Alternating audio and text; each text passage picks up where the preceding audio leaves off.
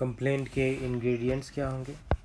सबसे पहले तो आप कंप्लेंट में ये बताएंगे कि a complaint must allege the commission of an offence cognizable और non cognizable.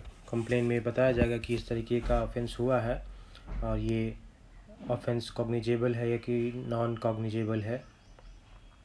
It is not necessary that an offence must be quoted with the section of Indian Penal Code also mentioned. A wrong section of the IPC does not vitiate the character of the complaint. देखिए बहुत ही important चीज़ कही गई है।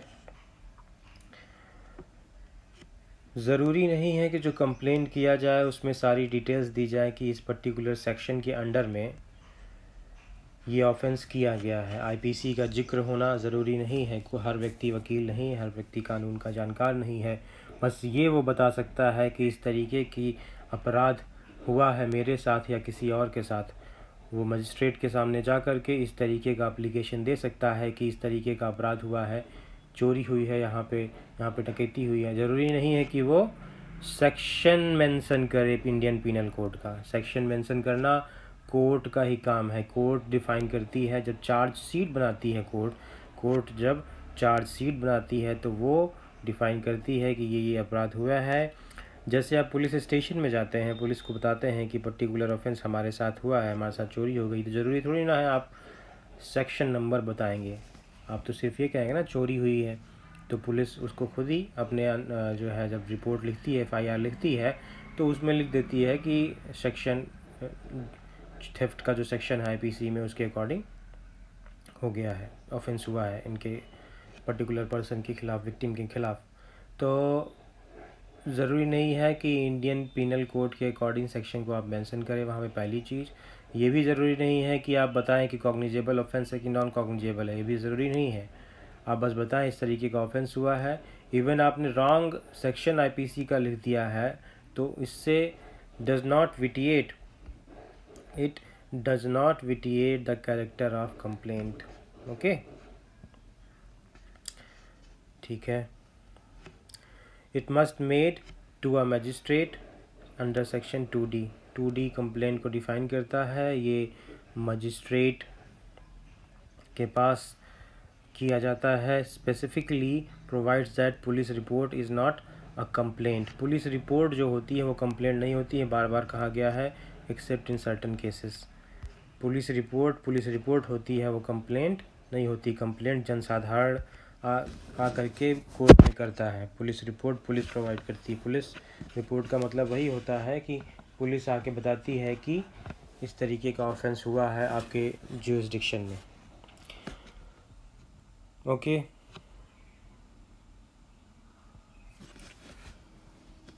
When a complaint is made there must be a prima facie intention that the magistrate must take action।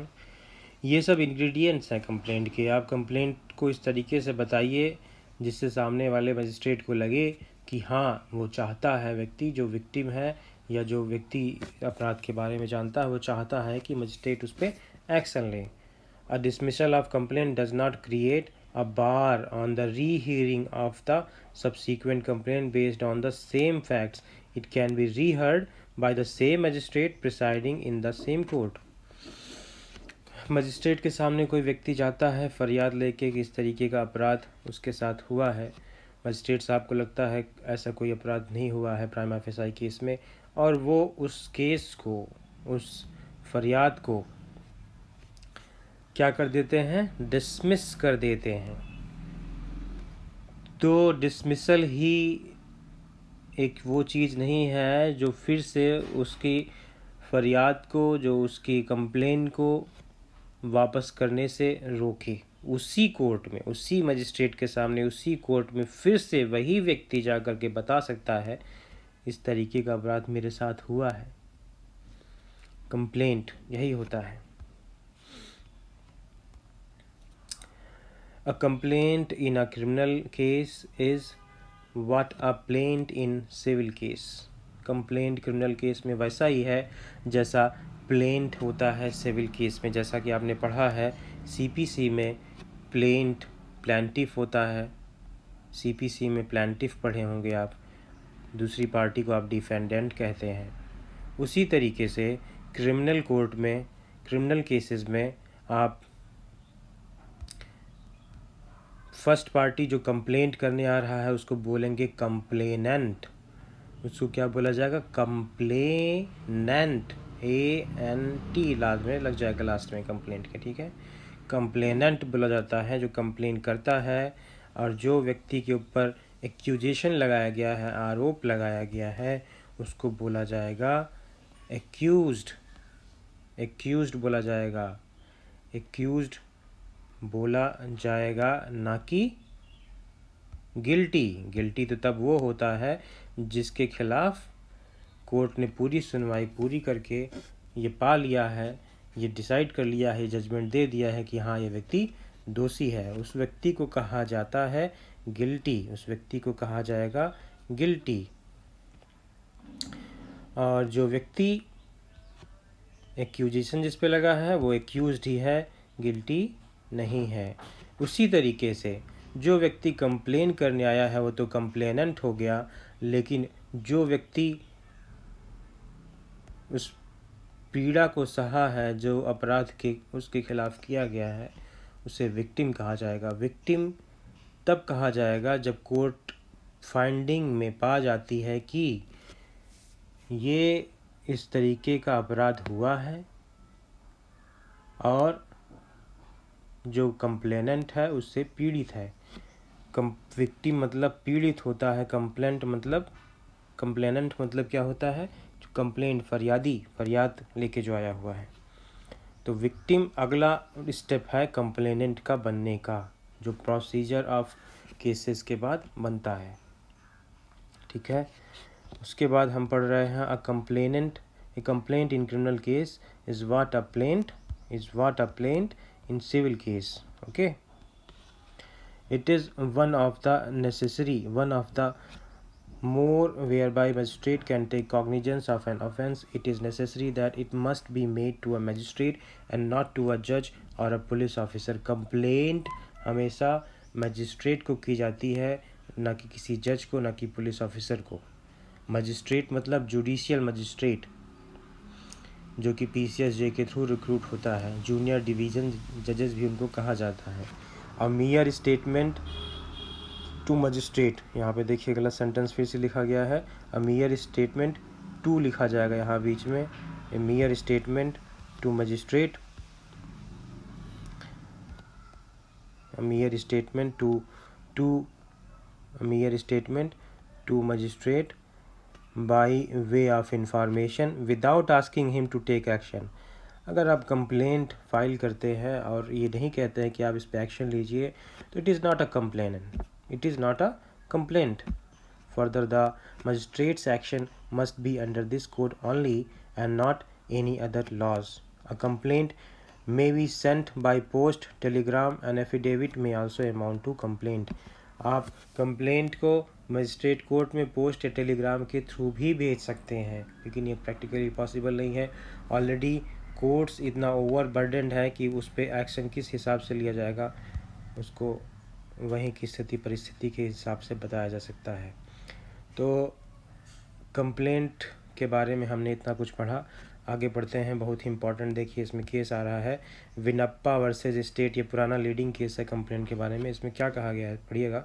One thing is very clear that the complaint must disclose about an offence which has been committed. The supreme court emphasised on the point in this case. मतलब क्या हुआ? Supreme court ने विनप्पा versus state में ये कहा है कि एक चीज़ बहुत ही ज़्यादा क्लियर है कि कंप्लेंट जो फाइल किया जाए वो ऑफेंस को डिस्क्लोज करे। कंप्लेंट में सिर्फ अपने आप का जो लॉस हुआ है सिर्फ आपको वही नहीं बताना है, आप बताइए कि ये अपराध आपके साथ हुआ है। ऑफेंस को डिस्क्लोज करे, ये चीज़ कंप्लेंट में बताना बहुत ही ज़रूरी है। विनप्पा वर्सेस स्टेट के केस में सुप्रीम कोर्ट ने ऐसा कहा। डिफरेंस क्या है कंप्लेंट में और FIR में? कंप्लेंट और FIR में डिफरेंस क्या है? कंप्लेंट इज़ एन ओरल और रिटन एलिगेशन होता है टू आ मजिस्ट्रेट, सबसे पहला डिफरेंस। FIR क्या होता है? ये पुलिस ऑफिसर के सामने किया जाता है, officer in charge of the police station. FIR police station में किया जाता है, ऑफिसर इंचार्ज के सामने। कंप्लेंट किया जाता है मजिस्ट्रेट के सामने। कंप्लेंट में रिलेट टू बोथ कॉग्निजेबल और नॉन कॉग्निजेबल ऑफेंस। कंप्लेंट दोनों ऑफेंसेस में किया जा सकता है। सबसे इम्पॉर्टेंट डिफरेंस यही है, कॉग्निजेबल और नॉन कॉग्निजेबल ऑफेंस में किया जाता है। Whereas FIR must prima facie disclose the commission of a cognizable offence. FIR हमेशा सिर्फ कॉग्निजेबल ऑफेंस में ही किया जाता है। कॉग्निजेबल ऑफेंस वो ऑफेंसेस होते हैं जिस पे कॉग्निजेंस पुलिस ऑफिसर ले सकता है। साधारणतया नॉर्मली वैसे केसेस जिसमें पनिशमेंट 2 साल के ऊपर होता है वही कॉग्निजेबल केसेस माने जाते हैं। सीआरपीसी के शेड्यूल 1 में पूरा जो है चार्ट दिया गया है कि कौन से ऑफेंसेस कॉग्निजेबल होंगे, कौन से नॉन कॉग्निजेबल होंगे।